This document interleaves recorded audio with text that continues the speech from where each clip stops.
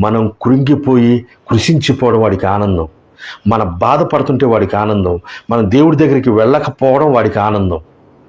అటువంటి ఆనందం వాడు పొందుకోవడానికి మనల్ని ప్రేరేపించి వాడు చేసేది మనల్ని ప్రభావితం చేస్తాడు. ఎప్పుడైతే మనం తప్పు చేసేస్తామో, పాపం చేసేస్తామో, ద్రోహం చేసేస్తామో ఎదుటి మనిషికి, ఆ క్షణంలో వాడు వదిలిపెట్టేస్తాడు.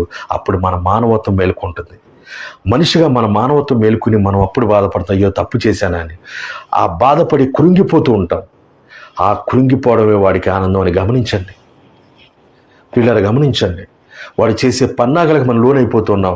మనకు ఉన్నటువంటి ఏ ఒక్క దుర్లక్షణం అంటే ధన వ్యామోహం కావచ్చు, శరీరాశ కావచ్చు, వీటిని ఉపయోగించుకుని వాడు మన ద్వారా పాపం చేయించి దేవుని దగ్గర చేరకుండా చేయాలని వాడి పన్నాగం గమనించాలి.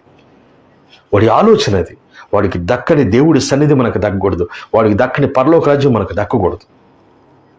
ఇలా ఎంతోమంది సాతాను బనిపడి కృషించి ప్రాణాలు కూడా తీసుకునే స్థాయికి దిగజారిపోతా ఉన్నారు.